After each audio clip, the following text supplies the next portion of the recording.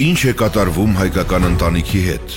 Ինչու են ամուսնալուծությունները աճում եւ ծնելիությունը նվազում Հայաստանում։ Ինչպես իմաստավորել, առողջացնել եւ ամրացնել ընտանիքը։ Եվ ովքեր են այս գերկարևոր խնդրի պատասխանատուները։ Այս խնդիրներին են անդրադառնում ինքնություն եւ արժեքներ շարքի այսօրվա քննարկման մասնակիցները՝ Մեսրոպ Քահանա Արամյանը, Միքայել Մալխասյանը եւ Արմեն Խաչիկյանը։ Ընտանիքը ազգի միկրոմոդելն է։ Եկեղեցական աստվածաբանության մեջ ընտանիքը կոչվում է միկրոեկեղեցի։ Ժողովուրդների կյանքում ամեն բան կախված է ընտանիքի ներքին արժեքային համակարգից, ընտանիքի հոգեկան եւ ֆիզիկական առողջությունից, ամեն բան ուղղակի պայմանավորված է ընտանիքի ներքին իրողությամբ։ Ուզում ես հզոր ազգ լինել, ուզում ես ուժեղ պաշտպանական համակարգ ունենալ, ուզում ես ուժեղ տնտեսություն ունենալ, դու պետք է ամրացնես եւ հզորացնես ընտանիքդ։ Սովորաբար հայերը համարում են ընտանիքը մեծագույն արժեք եւ երբեմն նաեւ հպարտանում են իրենց ավանդական հայկական ընտանիքի մոդելով։ Բայց արդյոք ամեն բան այսօր կարգին է եւ ճիշտ է հայկական ընտանիքում։ Եվ արդյոք աշխարհում այսօր ընտանեկան հիմքերը ցնցող այդ բոլոր երևույթները հետս հետե նաեւ չեն արմատանում մեր հայկական իրականության մեջ։ Այս մասին ենք մենք զրուցելու մեր այսօրվա զրուցակիցների հետ։ Եվ իմ առաջին հարցս հետևյալն է. ինչ է այսօր կատարվում հայկական ընտանիքի հետ, ինչ ներքին գործընթացներ կան եւ որպես արդյունք ինչպես է դա արտացոլվում ծնելիության մակարդակի վրա։ Խնդրեմ, քեզանից սկսենք, Արմեն։ Շատ լավ, շնորհակալություն։ Իրականում Տեր հայրը շատ հստակ նշեց այն, ինչ որ հայտնի է նաև հասարակական գիտություններում, որ հասարակության հիմնական հենասյունն է ընտանիքը եւ շատ դեպքերում հասարակության փոփոխությունները եւ տրանսֆորմացիաները ազդում են եւ համապատասխանորեն նաև ընտանիքում են որոշակի փոփոխություններ լինում։ Տվյալ պարագայում ամբողջ աշխարհում տեղի ունեցող մի շարք թե ժողովրդագրական, թե հասարակական փոփոխությունները ազդում են նաև Հայաստանում հայ հասարակության եւ հայ ընտանիքի վրա։ Մասնավորապես կարող ենք ասել, ինչպես է օրինակ ուրբանիզացիան, գյուղերից դեպի քաղաքներ տեղափոխումը նույն կերպ ազդել նաև Հայաստանի դեմոգրաֆիական պատկերի վրա, ինչպես նաև, ինչպես գիտեք, ընտանիքը ավելի կոնսերվատիվ համակարգ է, իսկ ժամանակակից աշխարհում ավելի ընդունված եւ ավելի տարածում է գտնում ավելի ազատական ընտանիքի մոդելը եւ դա ազդում է ուղղակիորեն մեր ընտանիքի, հայկական նաեւ ընտանիքի օրինակով։ Եթե ավելի մասնավորեցնենք, օրինակ, առաջին անգամ մայրանալու միջին տարիքը աճում է։ Օրինակ հիմա Հայաստանում առաջին անգամ մայրանալու միջին տարիքը 27 տարեկանն է եւ արդեն կարող եք պատկերացնել, եթե կինը 27 տարեկանում ամուսնանում է, հետո վերարտադրողական տարիքի համար ավելի փոքր ժամանակահատված է մնում, ել չեմ ասում, որ կարիերայի հետ երբեմն շատերը ոչ թե համադրում են, այլ հակադրում են մանկածնությունը կարիերայի հետ եւ երբեմն պատկերացնում են, որ դա խանգարում է։ Մինչդեռ անձամբ իմ կարծիքով կարող է նաև փոխադարձ աջակցել եւ նպաստել։ Մյուս կարևոր գործոնը դա ամուսնալուծություններն են, որը ինչպես ամբողջ աշխարհում զգալի աճ է գրանցվում, Հայաստանում եւս։ Եթե պատկերացնենք, օրինակ նախորդ տարվա վիճակագրական տվյալներով 100 ամուսնությանը բաժին է ընկել 44 ամուսնալուծություն Երևանում եւ 31 ամուսնալուծություն Հայաստանում։ Այսինքն պատկերացրեք ինչքան բարձր է ամուսնալուծության թվերը եւ սա բնականաբար ընտանիքի ինստիտուտի, ընտանիքի մոդելի, ընտանիքի կառուցվածքի, արժեքների եւ առաջնահերթությունների վրա զգալի ազդեցություն է ունենում։ Եվ երրորդ կարևոր գործոնը, որի մասին կուզեի նշել, դա ամուսնանալու միջին տարիքն է։ Շատերս մեր շրջապատում եւս տեսնում ենք ինչպես է որ մարդիկ սկսել են ավելի ուշ ամուսնանալ, ավելի ուշ ընտանիք կազմել, մի շարք գործոններով պայմանավորված, եւ եթե համեմատենք վերջի 10 տարվա ընթացքում կանանց ամուսնության միջին տարիքը 26 տարեկան էր 10 տարի առաջ, հիմա 29 տարեկան է։ Տղամարդկանց ամուսնության միջին տարիքը մոտարապես 29 տարեկան էր, հիմա 29 մոտ 30, հիմա 33 տարեկան է։ Այս ամեն ինչը բնականաբար եւս ապացուցում է, որ ընտանիքի մոդելը որոշակի փոփոխության է ենթարկվել եւ վերարտադրողականության համար ավելի դժվար պայմաններ են ստեղծվել։ Մինչդեռ հասկանում ենք, որ մեր ազգային ինքնության պահպանման, մեր հասարակության բարելավման, բարգավաճման համար բնականաբար անհրաժեշտ է լավ դեմոգրաֆիական տվյալներ, լավ ծնելիություն եւ առողջ ամուր ընտանիք։ Շնորհակալություն, Միքայել, խնդրեմ։ Մարդկության պատմությունը դուք դեռ դպրոցական տարիներից սովորեք բաժանել այն փուլերի, որ մենք կոչում ենք հին դարեր, միջին դարեր, նորագույն ժամանակաշրջան, բայց ժողովրդագրության տեսանկյունից մարդկության պատմության փուլաբաժանումն արվում է այլ կերպ, դա կոչվում է ժողովրդագրական անցման փուլերի բաժանում։ Կա 4 այսպես փուլերի եւ 5 փուլերի բաժանելու տարբեր մոտեցումներ։ Մեր պարագայում հայաստանյան իրականությունը ավելի համապատասխանում է 5 փուլերին եւ մենք հիմա 4-ից 5-րդի անցման շրջանում կարծեք լինենք եւ մենք ունեցել ենք լուրջ առանձնահատկություններ այս առումով, այսինքն եթե դուք կարդաք արևմտաեվրոպական կամ ամերիկյան դասական տեսական գրականություն, այն ինչ որ դուք այնտեղ տեսնեք Հայաստանից զգալիորեն տարբերվելու է եւ եթե մենք այդ փոփոխությունները հաշվի չառնենք, չենք հասկանա թե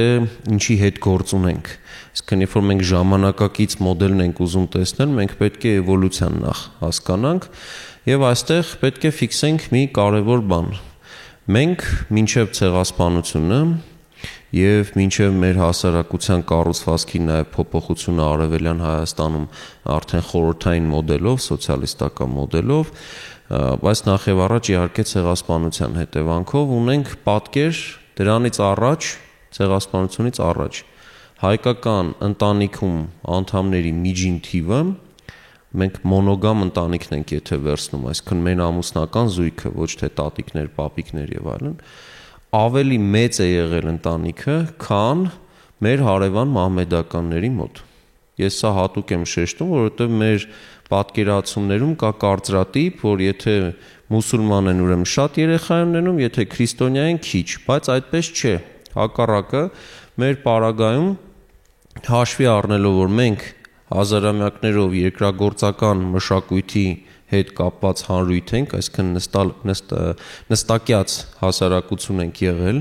եւ նաեւ ընտանիքի արժեվորման հետ կապված ունեցել ենք բավականին մեծ բազա, այդ թվում իրավական, իսկ այդ իրավականը բխում էր եկեղեցուց։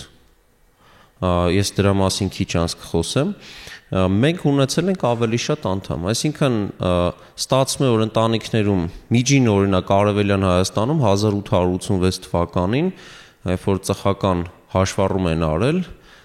ռուսական իշխանությունները, մոտ 9 անդամ է գրանցվել։ Դա ավելի մեծ թիվ է եղել, քան օրինակ քրդերի մոտ։ Հիմա մենք նայում ենք Թուրքիայի տարածքում, չէ, ասում ենք, տեսեք, այսօր դեմոգրաֆիայով թուրք բնակչությունը պարտվում է, այսօր միջին թրքուհին չափահաս տարիքի թրքուհի կինը 20%-ով ավելի ցածր պտղաբերության գործակից ունի, քան ռուս տիկինը։ Եվ արդեն հասկանում եք, եթե Ռուսաստանի պատկերը պատկերացնում եք, ուրեմն խնդրեմ Թուրքիայում պատկերը տեսեք։ Եվ դրան համեմատ քրդական հանրույթը, որ հաղթում է դեմոգրաֆիական պատկերի տեսանկյունից։ Հիմա գալով հաջորդ փուլին։ Մենք սովորաբար ուրբանիզացիան դիտարկում ենք հաջորդ անցումը եւ Արմենն էլ խոսեց դրա մասին, բայց պարզվում է օրինակ խորհրդային շրջանում ուրբանիզացիան լինում է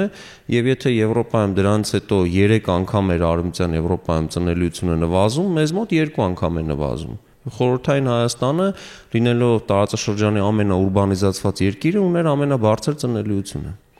Եվ դրանից հետո միայն կարող ենք խոսել արդեն ներկա իրավիճակի մասին, ես փորձեմ այլ հարցի շրջանակում դրան անդրադառնալ։ Շնորհակալություն։ Շնորհակալություն։ Ընտանիքը իսկապես շատ խորը հասկացողություն է եւ մենք կարիք ունենք դա վերաիմաստավորելու։ Մենք ասում ենք փաստորեն, որ ընտանիքը մեզ համար մեծագույն արժեք է, բայց մեր վերաբերմունքից դա չի երևում։ Մենք տեսնում ենք հնչեցին թվեր, փաստեր, որ լրջագույն ցնցումների միջով ենք անցնում եւ ոչ միայն լրջագույն ցնցումների միջով ենք անցնում, մենք արդեն շատ տեսանելի մոտ ապագայում ունենալու ենք լրջագույն խնդիր բոլոր ոլորտներում։ Տնտեսության մեջ առանց բերովի աշխատուժի այլևս չենք կարողանալու։ Իսկ այդ բերած աշխատուժն էլ իր խնդիրներով է գալու,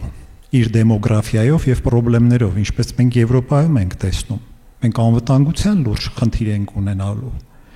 Էլ չեմ խոսում մնացած այլ լրջագույն հոգեվոր խնդիրների մասին։ Մենք պետք ժամանակն է, որ մենք լրջանանք, սիրելի ժողովուրդ։ Լրջանանք ու հասկանանք, որ մեր սերունդը ընդհանրապես կարող է ձախողել ամեն բան։ Ինչ որ պատմականորեն մենք ժառանգել ենք, մենք կարող ենք դնել եւ ձախողել արդեն ամեն բան։ Պետականություն ձախողել, պատմություն, ժառանգություն ձախողել, ապագա ձախողել, պետք է սթափվել։ Ես ուզում եմ ասել, որ ամբողջ Աստվածաշունչը խոսում է ընտանիքի մասին։ Մարդը արարվել էր դրախտում եւ մենակ էր։ Մենակ էր, տխուր եւ ապերջանիկ։ Եվ Աստված ստեղծում է Եվային եւ ձևավորում է առաջին ընտանիքը, որը մարդու երջանկության, այսպես խորհրդանիշն է։ Մարդը երջանիկ է ընտանեկան համատեքստում։ Իմիջիայլոց ես ասեմ, որ այդ երջանկության ցուցիչը համաշխարհային բոլոր չափումներով եւ ուսումնասիրություններով անհամեմատ ավելի բարձր է ամուսնացած ընտանիք ունեցող մարդկանց մոտ երջանկության զգացողությունը, քան չամուսնացած մարդկանց մոտ։ Ինքը ամբողջ Աստվածաշնչում մենք տեսնում ենք, Աստված մարդացավ եւ նորից մտավ ընտանեկան իրականության մեջ, ծնվեց ընտանիքում։ Քրիստոս առաջի իր հրաշքը գործում է Կանայում հարսանիքի ժամանակ, Պսակը եկեղեցու 7 կարևորագույն խորհուրդներից մեկն է մարդկանց միությունը, ամուսնությունը, այդ պտղաբերությունը օրհնվում է եկեղեցու կողմից։ Սա կարևոր ֆունդամենտալ հասկացողություն է։ Եթե մենք կորցնում ենք ընտանիքը, կորցնում ենք ազգը։ Սա միանշանակ է։ Եվ սա նշանակում է, որ բոլորը հասարակությունից սկսած պետական կառույցները, եկեղեցին, բոլորը պիտի այս խնդրի վրա կենտրոնանան։ Սա շատ անհանգստացնող է։ Ըստ էության ցանկացած երկարաժամկետ ծրագիր մենք ձախողման ենք ենթարկելու։ Ոչ մի ծրագիր չի աշխատի, եթե այս հարցը մենք չենք լուծում։ Այստեղ պետք է կենտրոնացում եւ հասկանալ, որ մենք մի բան պիտի զոհաբերենք, որպեսզի մի բան շահենք։ Եվ սա հենց այն դեպքն է, որ ինչ որ բան զոհաբերելով մենք անհամեմատ ավելի շատ ենք շահում, անհամեմատ։ Մենք կանցնենք պատճառներին, կթվարկենք, հասկանանք, թե ինչի համար են մարդիկ խուսափում այսօր ընտանիք կազմելուց կամ ուշ են կազմում կամ քիչ երեխա են ունենում, եւ կտեսնենք, որ այդ բոլոր պատճառաբանությունները, որոնք կան, դրանք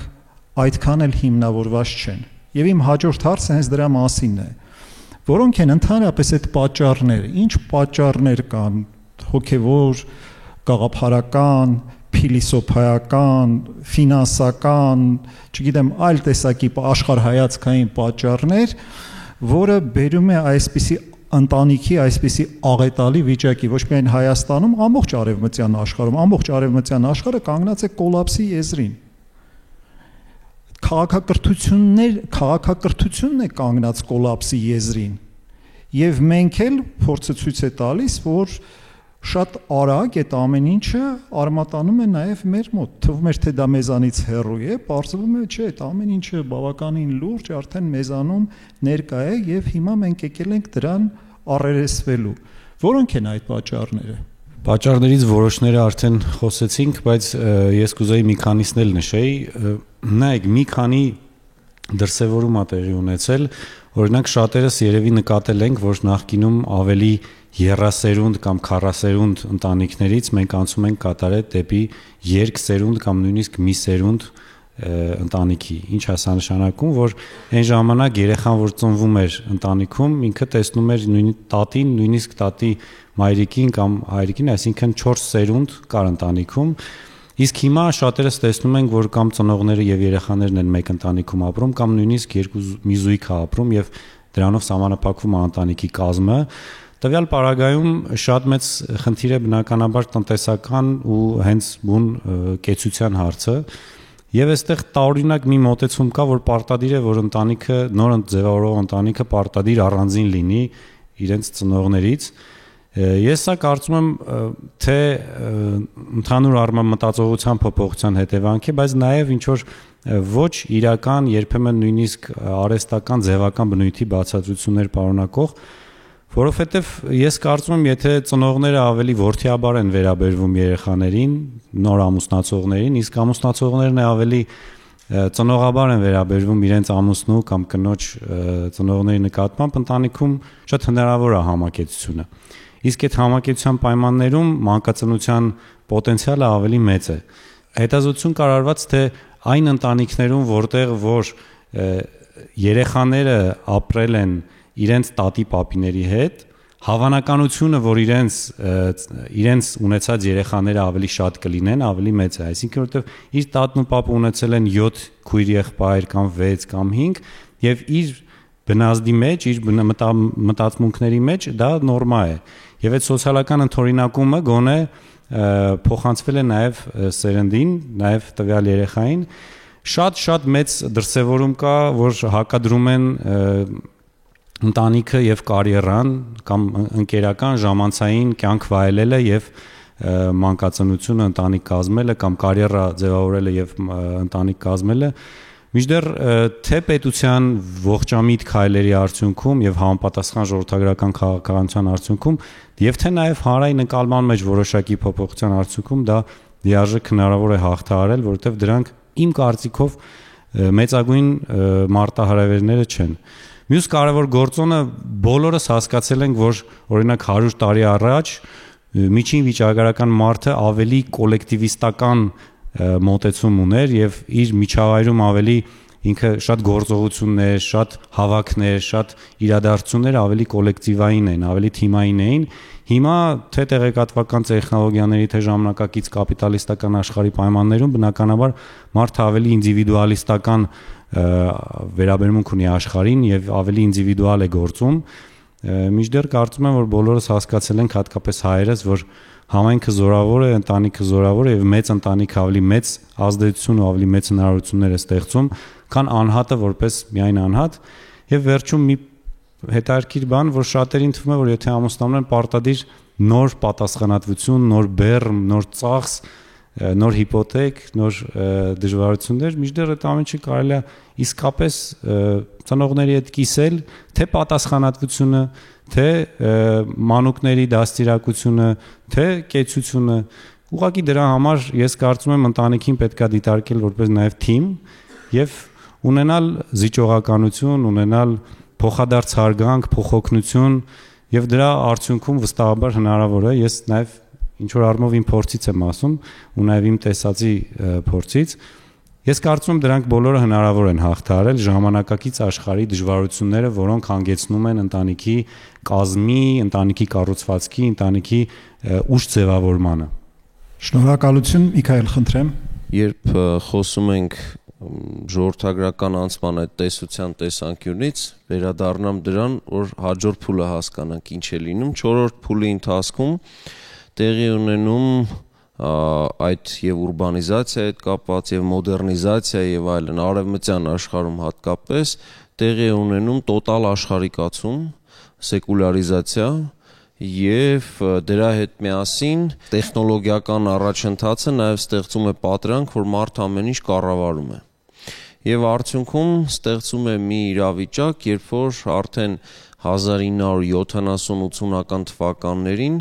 ակնհայտ էր, որ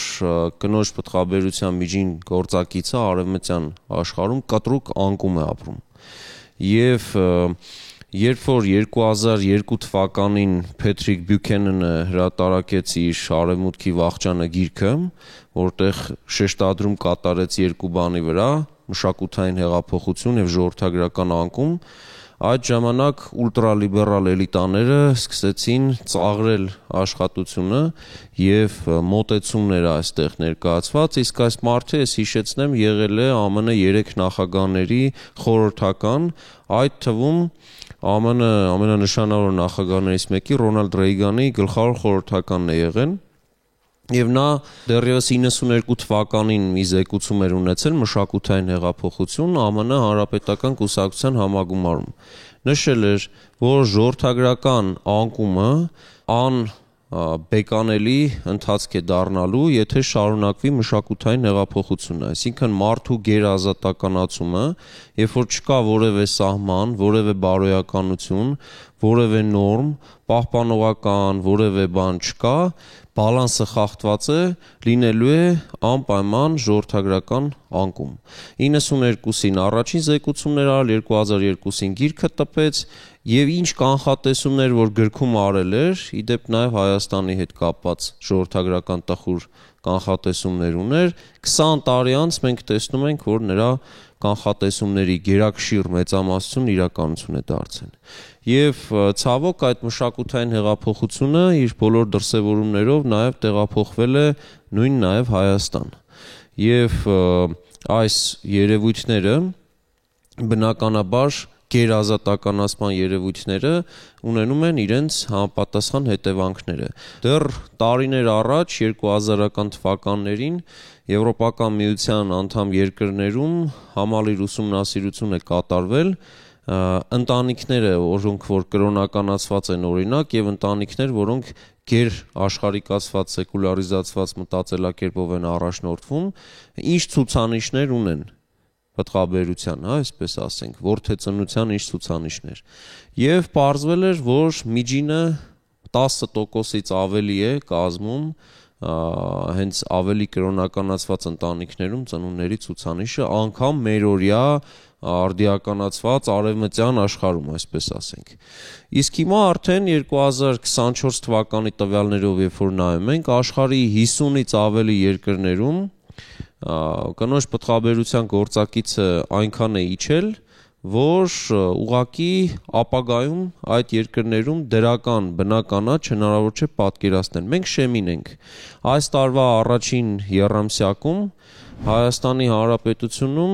գրանցվել է նորից ծնունդների նվազում եւ մահացության աճ։ Ծնունդների նվազումը ընդ որում մոտենում է արդեն 9%-ի եւ բնական աճը, եթե նախորդ տարվա առաջին եռամսյակում 1000-ից ավելի է եղել, հիմա 180 է եղել այս տարի։ Թամենը պլյուս 180։ Ամուսնալուծությունները ավելացել են առաջին եռամսյակում 7%-ով, ամուսնությունները նվազել են 22%-ով եւ պարոն Խաչիկյանի նշած այդ ցուցանիշը, որ նախորդ տարի շատ վատներ չէ, Երևանում 44, 100 ամուսնության հաշվով, Հանրապետությունում 31, հիմա 39 է այս տարվա առաջին եռամսյակում ամբողջ Հանրապետությունում, ստացվում է, որ եթե մենք միշտ 2010-ականներին ունեցել ենք ամուսնալուծություն 3.5 ամուսնության հաշվով, հիմա ունենք արդեն 2.5 ամուսնության հարաբերակցությամբ մեկ ամուսնալուծություն։ Վիճակը վատանում է եւ եթե մենք խորհրդային տարիներին հպարտանում էինք, որ այ տեսեք խորհրդային միությունում մենք լավագույն ցուցանիշներից մեկն ունենք ամուսնալուծությունների առումով, օրինակ Վրաստանում պատկերը 1950-ականներից վատացել էր, բայց 1980-ականներին մեզ մոտ վատագույն ցուցանիշը եղել է 6-1 հարաբերակցությունը։ Հիմա խնդրեմ պատկերը եւ մենք մոտենում ենք օրինակ Ռուսաստանի եւ Ուկրաինայի պատկերին, որտեղ ամուսնալուծությունները գերազանցում են ամուսնություններին։ Շնորհակալություն։ Մի փոքր էլ ես խոսեմ պատճառների մասին, անշուշտ շատ պատճառներ կարելի է թվարկել, թե ինչի մարդիկ կամ չեն ամուսնանում, կամ ամուսնալուծվում են, կամ չգիտեմ, երեխաներ չեն ունենում, բնական է, որ տնտեսական որոշակի գործոններ ազդելու են այդ process-ների վրա, որ ընտանիք ունենալը, ծանր տնտեսական, այսպես ֆինանսական պատասխանատվություն է, պիտի կայուն աշխատանք ունենաս, սա ունենաս, նա ունենաս, դա ծախս է, օքս է եւ այլն եւ այլն, եւ բնական է, որ դա կազդի, բնական է, եթե դու ինչ-որ մի պետության մեջ ես ապրում, որտեղ չկան լուրջ ընտանիքի պաշտպանության մեխանիզմներ, համակարգային մոտեցումներ, դա եւս կազդի։ Շատ պատճառներ կարելի է թվարկել։ Բնականաբար այսօր աշխարհում ապրող մարդու այդ աղավաղված աշխարհայացքային պատկերացումները, սեփական ազատության, կյանքը վայելելու եւ այլն, ազատ, այսպես ասած, աշխարհով մեկ ման գալու, պատասխանատվություն չստանձնելու այս ինդիվիդուալիզմի, լիբերալիզմի եւ այլն այս բոլոր իզմերի ազդեցությունը նույնպես ակնհայտ է։ Բայց ըստ իս ամենախորը պատճառը, որը ազդում է ամենից շատ, դա հոգևոր ոլորտից է գալիս։ Դա այդ իմաստի կորուստն է եւ համատարած հուսահատությունը մարդկանց մեջ, ապագայի նկատմամբ։ Սա է ըստիս, որ այդ հոգևոր վնասվածքների այդ մեղքի պատճառով մարդը հայտնվել է սարսափելի վիճակում։ Եվ եթե մարդը չդիմի դրանցից ազատվելու հիմնարար, այսպես դեղամիջոցներին, գնալով ավելի վատանալու է մարդու վիճակը եւ դա ազդելու է ամեն ինչի վրա եւ մարդը այդ իր հուսահատ վիճակում քանդում է իր իսկ երջանկության աղբյուրը, այդ երջանկության օրանը, որը ընտանիքն է։ Ընտանիքում է, որ մարդը իրեն երջանիկ է զգում։ Մենք խոսում ենք պետության մասին, մենք խոսում ենք ազգի մասին, ինքն էլ է ընտանեկան մոդել։ Ազգը դա մեծ ընտանիք է։ Եվ եթե նույն սկզբունքները ինչ որ այս միկրոընտանիքի մեջ պիտի դրված լինեն, այդ մեծ ընտանիքի մեջ դրված չլինեն, այդ մեծ ընտանիքն էլ է քանդվելու։ Իսկ որոնք են այդ սկզբունքները։ Հոգատարությունը, սերը միմյանց նկատմամբ, զոհությունը, այդ քրիստոնեական սերը, սիրով է ամեն ինչը կառուցվում։ Ուրիշ ավելի լավ ֆորմուլա մարդկային հարաբերությունների մեջ գոյություն չունի եւ այդ ամեն ինչը Աստծո կողմից օրհնվում է։ Ինչի ենք մենք վախենում ընտանիք ունենալուց։ Ինչի ենք այդքան վախեցած դարձել։ Միթե մենք կարծում ենք, որ մենք ենք այս կյանքի տերը, մենք ենք այդ երեխաների տերը։ Աստված, եթե մի մարդու արդեն թույլ է տալիս, որ այս աշխարհ գա, այդ մարդը գալու է իր օրհնությամբ եւ դա նշանակում է, որ ինքն է մեզ համար հարցեր լուծելու եւ ոչ թե մենք ենք իրենց համար հարցեր լուծելու։ Ես ձեզ ասում եմ, սա իմ սեփական փորձից։ Իմ սեփական փորձից եմ ասում։ Ամեն երեխայի գալը դա մեր ընտանիքի համար, ես մեծ ընտանիք ունեմ, լրջագույն հարցեր է լուծել։ Մինչև այդ հարցերը գլուխ էինք ջարդում, չէինք կարողանում լուծել։ Երեխան եկել է ինքը բոլոր հարցերը լուծել է։ Աստված երեխայի միջոցով հարցեր է լուծում մեզ համար։ Սա նշանակում է, որ մենք պիտի վստահենք Աստծուն, ընդառաջ գնանք, թե չէ անընդհատ sense վախեցած ապրելով ինչ կստացվի, եւ դրա հետևանքը մենք տեսնում ենք ինչ իրավիճակում ենք մենք գտնվում։ Ուրեմն ըստ իս այս բոլորը գալիս են մեր ընդհանուր մարդկության եւ արդեն իսկ հայության հոգեվոր վնասվածքներից։ Սա պիտի մենք հաղթահարենք։ Եվ ես կարծում եմ մենք իհարկե կխոսենք կփորձենք հասկանալ ինչ լուծման ճանապարհներ կան։ Ես կարծում եմ այս լուծման ճանապարհների մեջ եկեղեցին պիտի լինի համար առաջի դերակատարը։ Հիմա պատրաստ ենք պատասխանել դահլիճից մեզ ուղված հարցերին, խնդրեմ։ Չգիտեմ հարցս ում ուղեմ, ով նախընտրի թող պատասխանի, տարբեր հետազոտություններ միանշանակ չեն վստահեցնում, որ սիրո հիման վրա ստեղծված ընտանիքները ավելի ամուր են, քան պրագմատիկ կամ կազմակերպված այլ կողմից մարդկանց կողմից կազմակերպված հանդիպման շնորհիվ ստեղծված ընտանիքների։ Շատ հակառակն է, շատ հաճախ հակառակն են նում, սովորաբար սիրո հիման վրա ստեղծված ընտանիքները ունեն բարձր ակնկալիքների ճնշում եւ այդ ակնկալիքները քանի որ չեն իրագործվում, վերջը ընտանիքները կազմալուծվում են։ Ինչ է կարծում, խնդիրը շատ հաճախ նամանում չի գտնվում, որ ընտանիքի ընկալումն է սխալ։ Մարդիկ սխալ բան են ընկալում ընտանիքից, հետո չեն ստանում իրենց ակնկալածը եւ հիասթափվում են։ Եվ արդյոք մենք չպետք է վերաիմաստավորենք ընտանիքը առաջին հերթին եւ մարդկանց բացատրենք, թե ինչ է ընտանիքը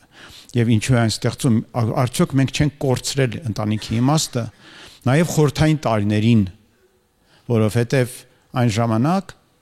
ընտանիքը շատ հաճախ պարտադրված էր, ոչ թե գիտակցված։ Իսկ հիմա մենք պետք է հասարակության կողմից ճնշում էր բոլորի վրա, կանանց վրա առաջին հերթին, մինչև 20 տարեկան չամուսնացած տալը մնացիր խայտարակություն եւ այլն, տղաների վրա։ Հիմա արդյոք մենք ազատ հասարակության մեջ, որտեղ չկա այդ ճնշումը, մենք չպիտի գնանք դեպի ընտանիքի իմաստավորում։ Սա է իմ հարցը։ Սիրո մասին ես խոսեմ մնացած բաների մասին։ Միքայել Նոան։ Արամ ջան, սերը սիրահարվածության հետ պետք չի շփոթել։ Սերը շատ խորը հասկացողություն է։ Խնդիրն այն է, որ մենք չենք հասկանում հիմա, թե ինչ է ընտանիքը, որտեղ նաև չենք հասկանում, թե ինչ է սերը։ Սերը դա պատասխանատվություն է։ Սիրել նշանակում է լսել։ Սիրել նշանակում է զոհաբերել, սիրել նշանակում է օգնել, աջակցել։ Շատ ձևերով կարելի է սերը բացատրել, բայց սիրո գլխավոր ցուցիչը դա զոհաբերության հոգին է։ Այդ սերն է Քրիստոս մեզ ցույց տվել։ Աստված ինքն իրեն զոհաբերել է մեզ համար։ Եվ դրանով ցույց է տալիս դու մարդ ես այնքան ժամանակ, քանի դեռ գիտես զոհաբերել, քանի կարողանում ես զոհաբերել։ Հենց որ դադարեցիր զոհաբերելուց, դու արդեն մարդ ես։ Եվ սա է սիրո բանալին։ Այդ հոգով է ամեն տեսակ բարիք աշխարհում ստեղծվում, այդ թվում նաև ընտանիքը։ Սիրահարվածությունը սիրո հետ պետք չի շփոթել։ Այդ ովքեր այդ քո ասած սիրահարվածության վրա են բանանում ամուսնանում եւ տակը չկա դրված ավելի խորը ըմբռնում, մեկ էլ մի օր նայում են իրար վրա ու տեսնում որ իրենք ընդհանրապես իրար չեն ճանաչում։ Այո, այդպիսի ընտանիքը կարող է փլուզվել, բայց երբ որ ընտանիքի մեջ անընդհատ իրար զիջելու, իրար օգնելու, իրար հասկանալու, աջակցելու, զորակցելու այս հոգին է դրված, այդ ընտանիքը անընդհատ զարգանալու։ Հետո սերը զարգացում ունի։ Սերը սկսում է շատ այբուբենային հասկացություններից, հետո զարգանում, դառնում է մի շատ մեծ, հզոր, գեղեցիկ պատմություն։ Այնպես որ ես կարծում եմ, ոնց որ այդ ընտանիքը չհասկանալու, սերը չհասկանալու այս խնդիրները իրար հետ շատ փոխկապակցված են։ Իսկ ինչ վերաբերվում է, որ պիտի հասարակությունը ինչ որ բաներ պարտադրի եւ այլն, ես կխնդրեի մեր խոսնակները խոսեն դրա մասին։ Հասարակության պարտադրանքի մասին կարծում եմ դեռևս պետք է խոսել, որովհետեւ իսկապես շատ տարածված է, որ ասում են արդեն ժամանակն է, արդեն պետք է ամուսնանալ, երբ ես ամուսնանալու ու ես կարծում եմ դա այդքան էլ արդյունավետ չի, որովհետև ցանկացած հատկապես երիտասարդ տարիքի մարդկանց ցանկացած ճնշում երբեմն հակազդեցություն է առաջացնում եւ երբեմն դա ավելի շատ վնասակար ազդեցություն է ունենում, բայց միևնույն ժամանակ բնականաբար ընտանիքի դերը կարևոր է։ Ես ուղղակի կասեի, որ ընտանիքի իմաստի մեջ կարևոր է այո հենց ընտանիքը սիրելը եւ ինչպես սիրելի մարդուն չի կարելի համեմատել, եթե սիրում ես, ընտանիքն է չի կարելի համեմատել, եթե սիրում ես։ Իսկ ժամանակակից աշխարհում շատերը ասում են, այս մյուսի ընտանիքում գնացին, այս ինչ տեղը, այս ինչ բանն են անում, այս ինչ լավ բանն է լինում եւ չեն տեսնում այն վեճերը, այն դժվարությունները, այն մարտահրավերները, որ այդ ընտանիքը ամեն օր բախվում եւ հաղթահարում է եւ դրա համար ինքը առերևույթ երևացող հատվածում տեսնում է այդ գեղեցկությունը, այդ հոգատարությունը, բայց խորքում բոլորիս ընտանիքներում վեճ ու դժվարություններ լինում են։ Եվ ես կարծում եմ մյուս խնդիրը այն է, որ նաև ընտանիքն են փորձում համեմատել եւ ասում են այս մեկի ընտանիքում այս լավ կողմերը կա, մեր ընտանիքում չկա եւ արդյունքում ամուսնալուծությունները երբեմն հենց համացությունների արդյունքում են ձևավորվում եւ երբեմն ամուսնալուծությունները լինում են այսպես ասած առավելապաշտության հետևանքով, որովհետեւ մարդիկ տեսնում են հատկապես ժամանակակից սոցցանցային տիրույթում ամեն ինչ գերազանց եւ գեղեցիկ եւ իդեալական եւ արդյունքում ասում են ինձ մոտ այսինչ խնդիրներ կա եւ համեմատության արդյունքում եւ առավելապաշտության արդյունքում ինձ թվում է նեգատիվ եւ սխալ որոշման են գնում։ Ես շատ համառոտ միայն հարցի երկրորդ մասին արձագանքեմ կապված խորհրդային պարտադրանքի հետ, դա խորհրդային միության հետ բացարձակապես կապ չունի, հակառակը դա հայկական ավանդական ինստիտուտի հակազդեցությունն էր խորհրդային մոդելին, որովհետև խորհրդային միությունը, խորհրդային Ռուսաստանը առաջին ուլտրալիբերալ ընտանիքի մոդելն է աշխարհում ստեղծել 1917 թվականին Լենինի կողմից իր առաջին հրամանագրերից մեկը եղել է հղիության արհեստական ընդհատման թույլատրումը։ Խորհրդայնությունը աշխարհում դարձել է առաջին երկիրը, որը թույլատրել է դա։ Ամուսնալուծությունը իրավական հիմքի վրա աշխարհում առաջինը դրել է խորհրդային միությունը եւ այլն եւ այլն։ Դրա համար ես ինչու խոսքի սկզբում էլ ասացի, որ մենք ի տարբերություն խորհրդային միության ընդհանուր միտումների ունեինք ավելի լավ պատկեր, դա կարող է իհարկե ունենալ որոշակի, չգիտեմ, հոգեբանական բացասական էֆեկտներ եւ այլն, այդ ազատականացող, ուրբանիզացող հանրույթի մեջ, բայց միևնույն ժամանակ դա եղել է կոնկրետ ազգի վերարտադրության տեսանկյունից բնազդային դրսևորում, այսինքն ներսում ինչ որ ինստիտուտներ աշխատել են եւ այդ ինստիտուտը եղել է ընտանիքը։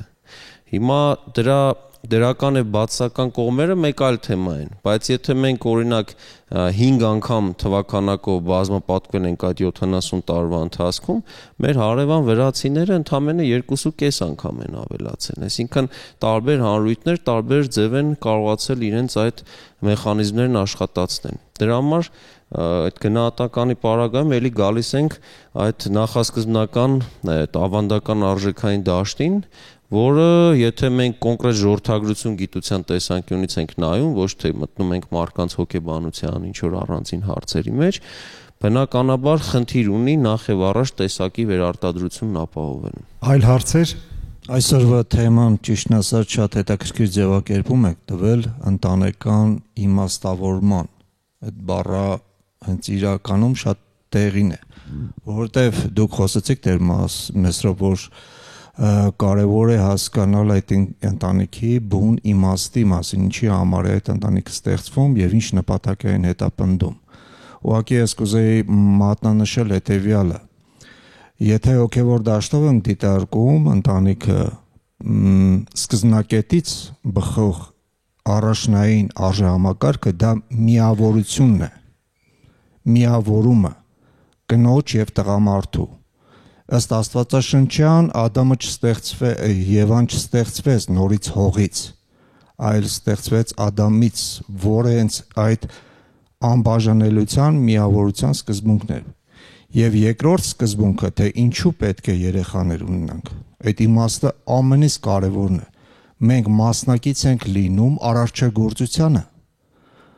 մենք մաս ենք կազմում Աստծո արարչագործությանը։ Եթե այդ գերագույն իմաստը մենք երկուսը, որ փոխանցենք մեր բոլոր սերունդներին, հաստատապես այդ իմաստը ինքը մնայուն եւ շարունակական է լինում, անկախ տնտեսությունից, անկախ կենսաբանական կամ կյանքի բոլոր ոլորտներից, դրանք մնայուն իմաստներ են։ Այսինքն ես միավորվելով իմ երկրորդ կեսի հետ, իմ կնոջս, ես լիարժեք եմ դառնում, թե հուզական դաշտում, թե իմ բարոյական դաշտում, թե կենսաբանական դաշտում, այսինքն ներդաշնակության ձեռքբերումը, որից եւ բխում է սերը եւ որից էլ բխում է պտուղը, արարչագործությունը, որտեղ առանց սիրո քո արարչագործությունը դա բնազդային մի հատ գործունեություն է, որը նախկինում շատ տեղերում գործում է եւ հիմա էլ միջև ասենք ինչ որտեղ գործում է։ Ինչ վերաբերում է փոխշահավետ հիմա, որ տարածում է ստացում փոխշահավետ գործարքային տեսանկյունը դիտարկել, դա իմ կարծիքով լիիրավ պրովալ, այսինքն կործանարար սկզբունքային է, որովհետև Այսպես թե այսպես անհատը չափ ու ձևելով դու չես կարող երկար ճանապարհ գնալ։ Որքան էլ դու չափես, միևնույն է սխալական է լինելու քո չափածը։ Իսկ այն ինչը որ Տիրոջ կողմից է ստեղծվում, Տիրոջ մասնակցությամբ է ստեղծում, այդ միավորումը երբ որ տեղի ունեցավ եւ կա սերը, որը արդեն ինքնին բխում է բոլոր անհրաժեշտ պայմանները։ Կարգավորումները սերն է այդ իրագործում եւ բերում է պտուղը։ Թե քանի հատ կլինի այդ պտուղը, նույնպես որոշիչ է նաեւ արարիչի կողմից, ասենք ասենք։ Ինչ կասեք այս տեսանկյունին, եթե մոտենանք, որ ընտանիքի բուն իմաստը դա միավորումն է երկու բաժանված էակների լիավ լիարժեք ներդաշնակությունը, լիարժեքության, ամբողջականության ձեռքբերումը եւ երեխան դա հենց այն արարչագործության պտուղի արարչի հետ դրած ծրագրի իրագործումն է, որ ասեց լցրեք, շատացրեք երկիրը։ Շնորհակալություն։ Լիովին համամիտ եմ ձեր ասացի հետ։ Այդտեղ կարելի է նաև այլ բաներ էլ ավելացնել, հա, որ դուք ասում եք կայացում, հա, ի վերջո այդ կայացումը, որ այդ ընտանիքի մեջ է, որ մարդը լիարժեք կերպով կայանում է,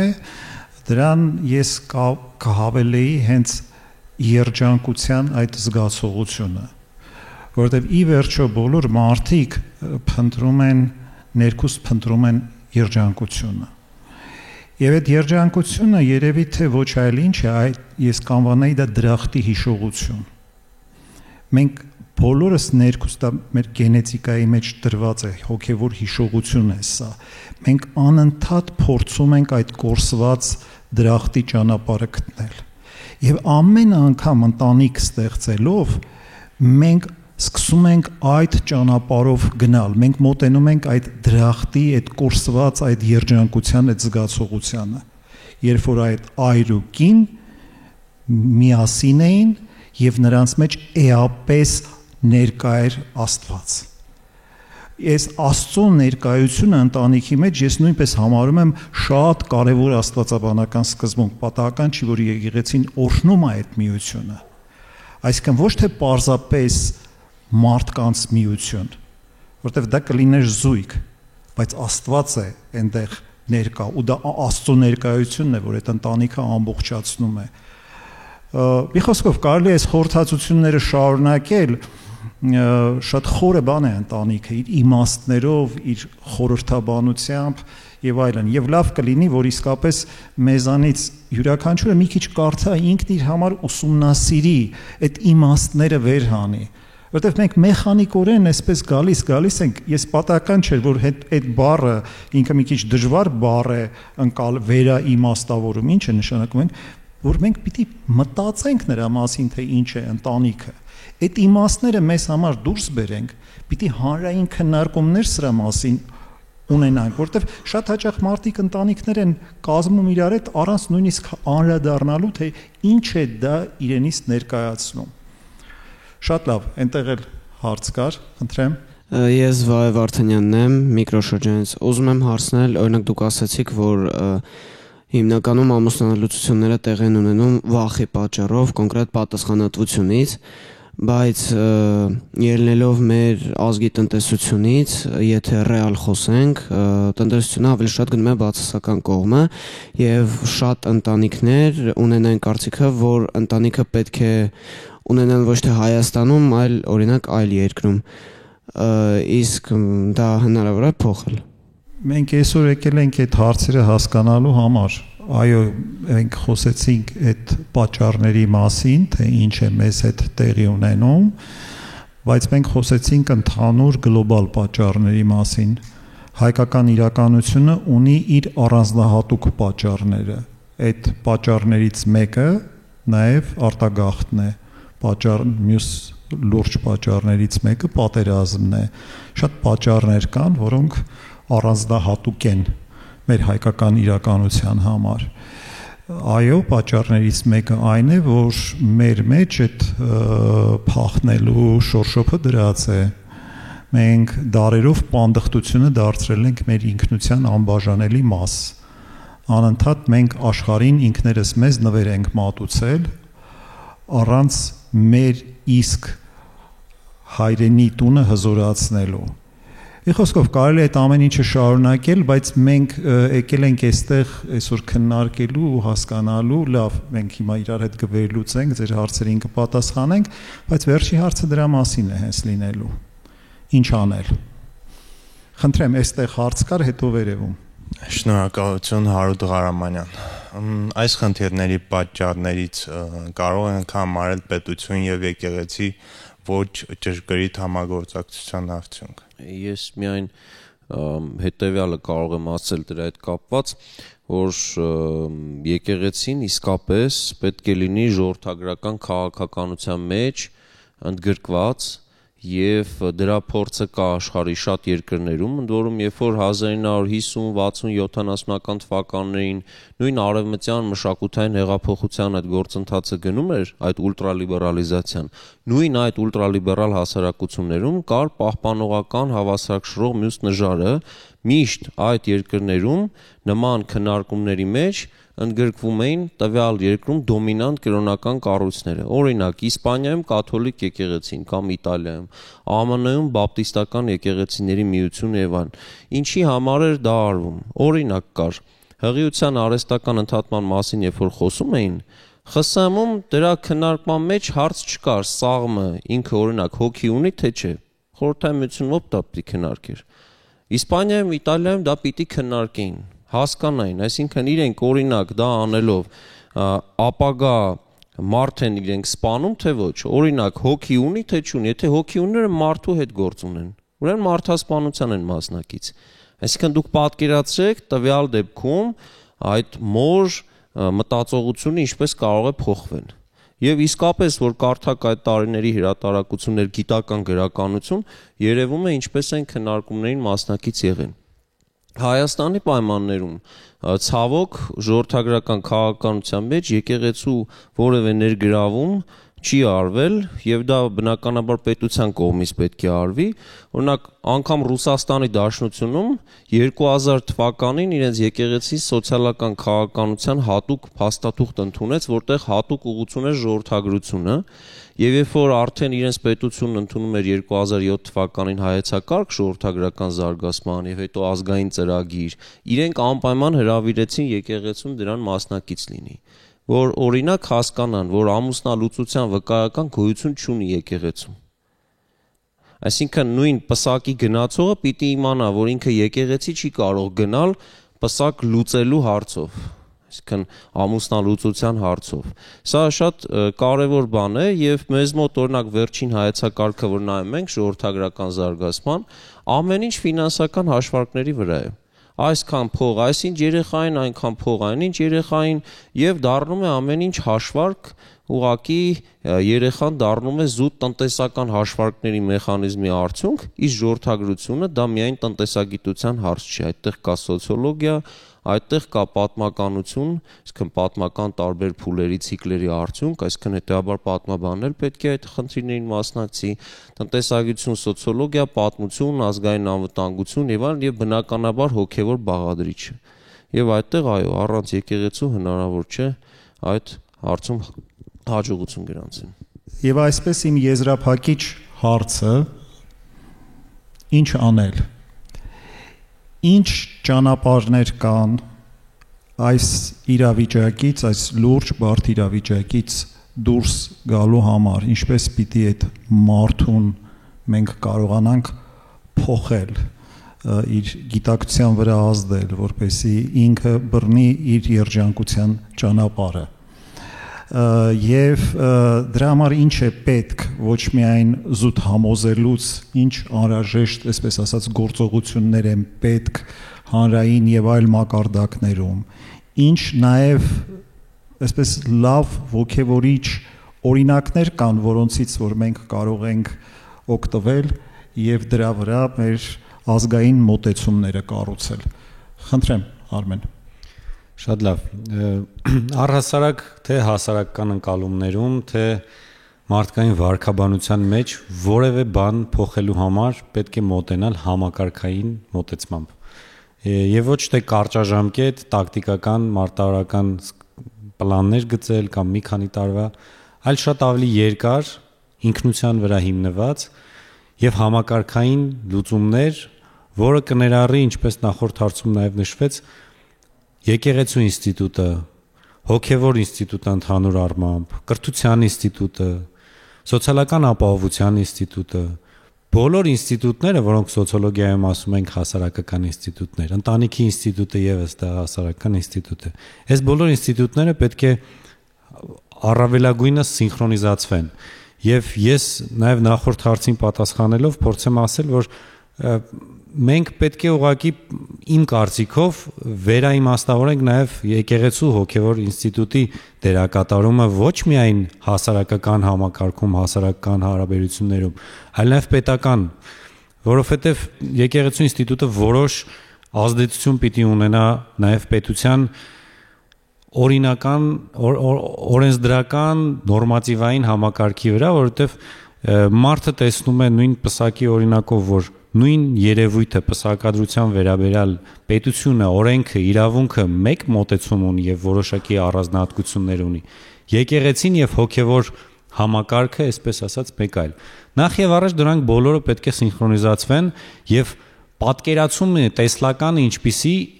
հայրենիք, ինչպիսի հասարակություն, ինչպիսի ընտանիք ենք ուզում տեսնել, դա պետք է առավելագույնը սինխրոնիզացված լինի թե պետության մոտ, թե եկեղեցու մոտ, թե կրթական համակարգում։ Նախ եւ առաջ դա է։ Երկրորդը ես մի օրինակ բերեմ, որ մի հետազոտություն կար, որտեղ ասում էին ձեր պատկերացրած իդեալական ընտանիքը քանի երեխա պիտի ունենա, մոտավորապես 3-ին մոտ էր թիվը իդեալական ընտանիքի, բայց եթե պարոն Մալխասյանի ասած օրինակ 100 տարի առաջ կամ նույնիսկ 20 տարի առաջ եթե նույն հետազոտությունը մենք անեինք, ապա ակնհայտորեն պատկերը շատ ավելի մեծ կլիներ, այսինքն իդեալական, երանելի, ցանկալի, առողջ, լավագույն ընտանիքի օրինակը պետք է լինի շատ մանուկները, պետք է լինեն առողջ հարաբերությունները, եւ երբ որ մենք ասում ենք դա պետք է լինի, դա ուղղակի այսպես չի, պետք է ամբողջ բոլոր համակարգերը, հեռուստատեսությունը, մտավորականությունը, բոլոր էլիտաները, բոլոր ինստիտուտները գործեն հանուն դրա։ Այդ ամեն ինչը պարզապես ազգային ընդհանուր ռազմավարության երկարաժամկետ ծրագրի փոքր բաժիններ պիտի լինեն, որովհետև իդեպ մենք միայն շատ ծնելիությամբ չենք կարող լուծել մեր հայրենիքի անվտանգության կամ բարեկեցության կամ ընդհանուր առմամբ հասարակության առողջության հարցը։ Միայն ժողովրդագրությամբ չի լուծվելու։ Այս ամենը ավելի համապարփակ, ավելի համընդհանուր, ավելի ամբողջական վերաբերմունք է պահանջում եւ ինչ անելուց սկսած ես կարող եմ ասել, որ ինչ անել պետք է նախ եւ առաջ հասկանալ, պետք է նախ եւ առաջ ճանաչել մեր հասարակությունը, ճանաչել, հասկանալ նպատակը, սահմանել մեր տեսլականը, որոշակիացնել մեր պատկերը, մեր ցանկալի օրինակ 100 տարի հետո ինչպիսի Հայաստան եւ ինչպիսի հայ ժողովուրդ ենք ուզում տեսնել, ինչպիսի ընտանիք ենք ուզում տեսնել եւ հիմիկվանից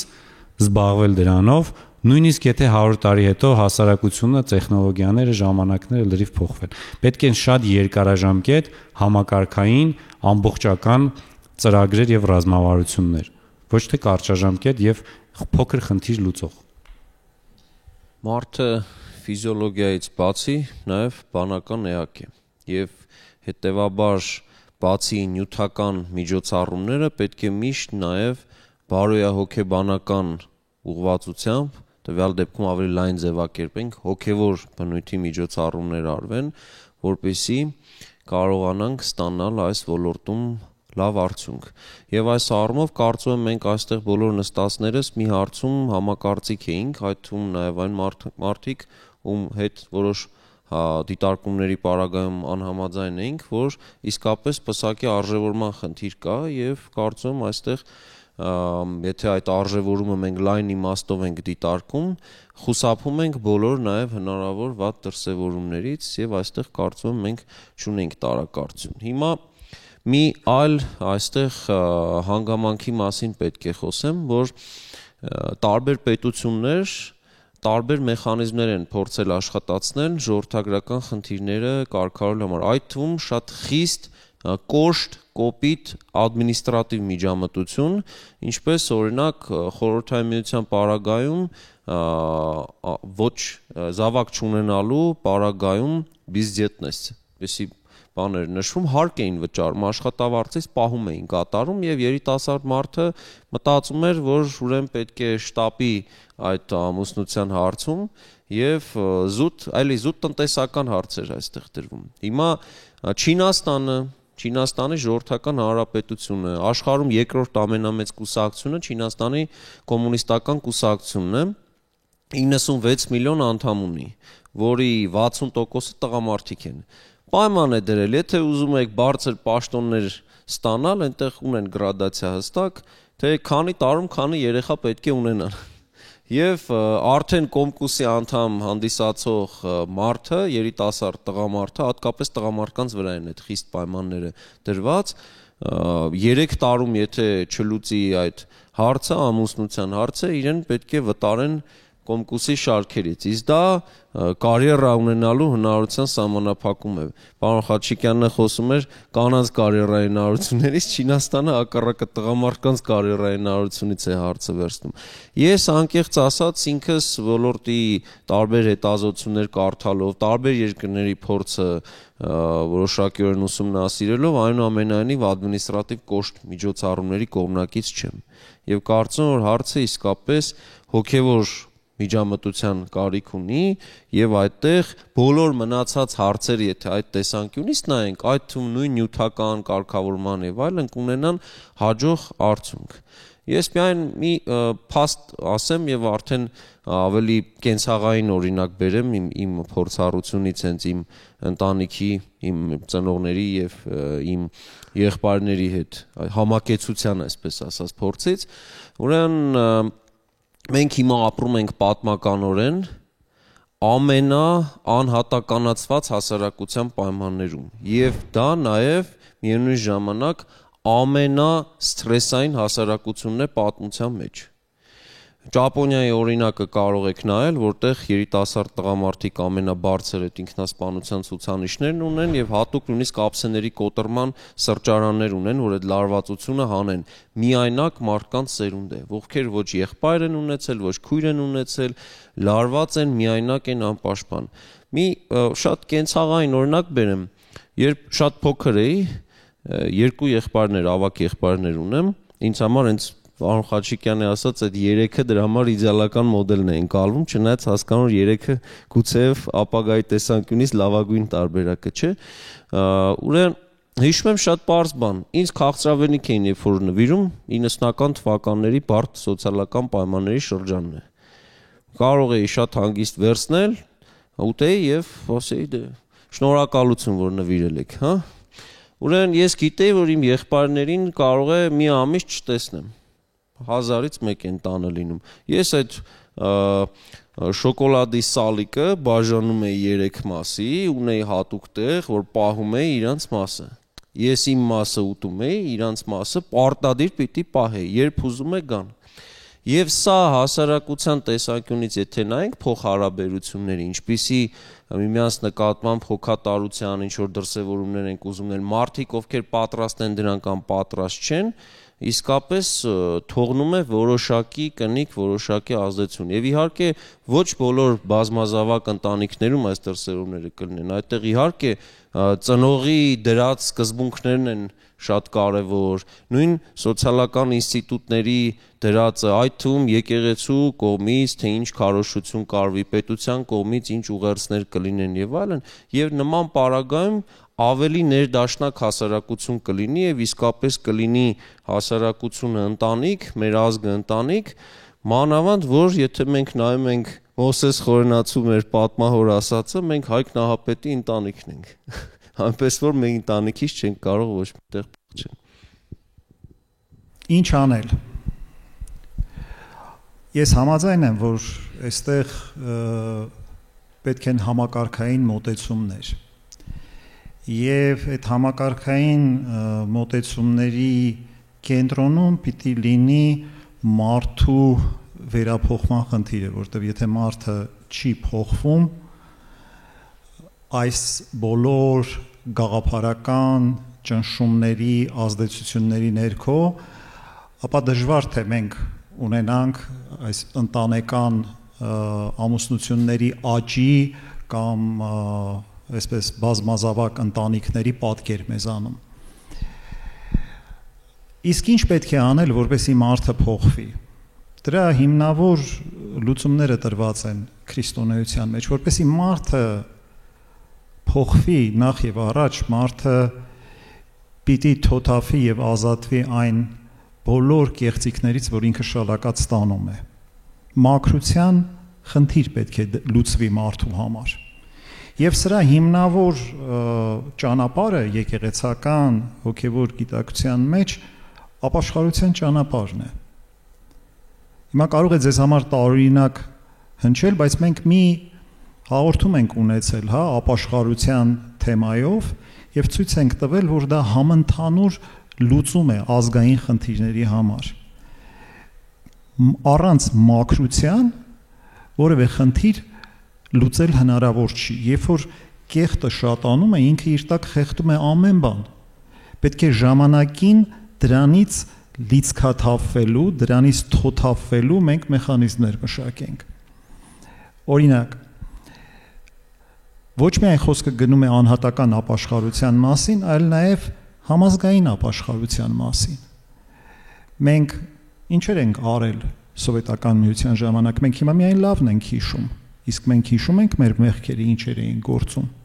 ոնց էինք մատնում մեր լավագույն զավակներին, ինչ էինք անում։ Եվ արդյոք երբ մենք այդ խորհրդային միությունից անցանք անկախության ժամանակաշրջան, մենք փորձեցինք թոթափվել այդ ամեն ինչից, հրաժարվել դրանից, գոնե հրապարակավ հրաժարվել, որ մենք մեղավոր ենք եղել, մենք մեր եղբայրներին ենք մատնել եւ սպանել։ Եվ առնվազն մենք դրան ոչ պիտի ասենք նոր դարաշրջան մտնելու համար։ Տեսեք, երբ մենք միշտ ասում ենք, որ առաջի քրիստոնեական պետության մոդելն ենք մենք ստեղծել եւ առաջի քրիստոնեական պետությունն ենք ունեցել, բայց դա ինչպես է եղել։ Գրիգոր Լուսավորիչը, երբ որ դուրս եկավ, ինքը ապաշխարություն քարոզեց ժողովրդին եւ այնուհետեւ ժողովուրդ այդ շրջանը անցնելուց հետո մտավ այսպես ավելի խստամբեր պահեցողության ծոմապահության մեջ մտավ, մինչեւ հիմա դա մենք հիշում ենք առաջավորած պահքը հենց դա է, որից հետո նոր Գրիգոր Լուսավորիչը մկրտեց, որպեսզի իրենք հասկանան, որ այդ սա անցյալի պարզապես շարունակությունը չէ մեխանիկական, սա էապես նոր վիճակ է։ Ուրեմն մենք կարիք ունենք մաքրվելու, մենք կարիք ունենք ամրանալու ներքուստ, որպեսզի մենք ի վիճակի լինենք այդ ընտանիքի պատասխանատվությունը ստանձնելու, թե չէ այսպես հուսահատ, որ մենք գնացինք ամուսնացանք, իսկ ես պնդում եմ, որ հուսահատությունը ժամանակակից մարդու ամենամեծ խնդիրներից մեկն է, անհավատությունը, հուսահատությունը, սիրո կորուստը։ 3 աստվածային առաքինություններ կա, հավատք, հույս, սեր, բոլորի մեջ մենք խնդրեմ ունենք, լրջագույն խնդիրներ ունենք։ Եվ եթե այս հուսահատությունը մենք չհաղթահարեցինք, մենք հուսահատ ընտանիքներ ենք կազմելու։ Իսկ հուսահատ ընտանիքը շատ արագ փլուզվում է, ոչ մի ֆունդամենտ չունի իր տակը, ոչ մի առաքինություն չկա լուրջ դրած։ Եվ այս առումով այս հոգևոր դաշտում գտնվող անշուշտ խնդիր է, բայց միայն մենք չենք կարող ասել, որ եկեղեցին այսօր միայնակ կարող է այս հարցը լուծել։ Ամբողջ հանրությունը պիտի կանգնի եկեղեցու հետևում, աջակցի եւ շատ կարեւոր է, որ պետությունը ունենա այս հոգևոր արժեքային անվտանգության պատկերացում, հայեցակարգ։ Մենք երբ որ ասում ենք անվտանգությունը միայն ֆիզիկական անվտանգությունը չի մեր։ Կներեք, ընտանեկան անվտանգությունը, այսօր հենց դրա մասին ենք խոսում, կարևորագույն խնդիր է, ընտանիքի պաշտպանությունը, այդ ազգային անվտանգության անկյունակարային հարցն է, չպաշտպանեցինք ընտանիքը, ազգը փլուզվում է։ Ուրեմն նշանակում է մեր ամենակարևոր դոկտրիններից մեկը պետք է լինի ինչպես պիտի պաշտպանենք այդ ընտանիքը, հզորացնենք այդ ընտանիքը, որովհետև դրանից է մեր ճակատագիրը կախված։ Հիմա երբ որ Արմենը ասաց, որ իհարկե միայն դեմոգրաֆիայով մենք այդ խնդիրը չենք կարող լուծել, այլ բաներ է պետք, ես ուզում եմ ասել, բայց եթե դեմոգրաֆիայի հարցը չլուծեցինք, մնացած ուզում եք բոլոր խնդիրներով ինչքան ուզում եք զբաղվեք, ոչ մի բան չի աշխատելու։ Դրանից է կախված, այդ հարցը պիտի լուծենք, որպեսզի մենք մեր գլխին իսկապես աղետ չբերենք։ Հիմա մենք գնում ենք այդ ճանապարհով։ Պետք է մի պահ կանգ առնենք, լրջանանք,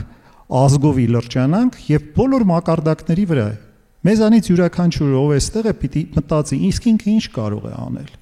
Սկսած հանրային ակցիաներից, հիմա շատ տարբեր մարդիկ տարբեր նախաձեռնություններով մեզ մոտենում են, Արմենը շատ տեղյակ է եւ նույնպես Միքայելը, շատ տարբեր նախաձեռնություններ կան, ինչպես անենք, որ այս խնդիրը հանրայնացնենք։ Արշավներ սկսենք, մեդիա արշավներ, մարդկանց ազդեցիկ մարդկանց ներգրավում, պիտի արվի սա եւ անշուշտ այստեղ կրթությունը ունի շատ կարեւոր խնդիր, որ այդ դպրոցից կրթության միջոցով, երեխան ամենակարևոր բաներից մեկը, որ պիտի հասկանա, այդ ընտանիքի կարևորությունն է եւ պատասխանատվություն ստանձնելն է։ Շնորհակալություն բոլորիդ մասնակցության համար, շնորհակալություն մեր զրուցակիցներին շատ բովանդակալից քննարկման համար։ Հուսամ, որ մենք այսօր որոշակի հետևություններ արեցինք մեզ համար եւ հուսանք, որ մենք կփորձենք եւ ինքներս ներքուստ փոխվել եւ նաեւ պատճառ դառնալ, որպեսզի մարդկանց գիտակցության ու վարքագծի մեջ դրական փոփոխություններ լինեն այս ուղղությամբ։ Բարի երեկո եւ Աստված թող օրհնի բոլորիդ։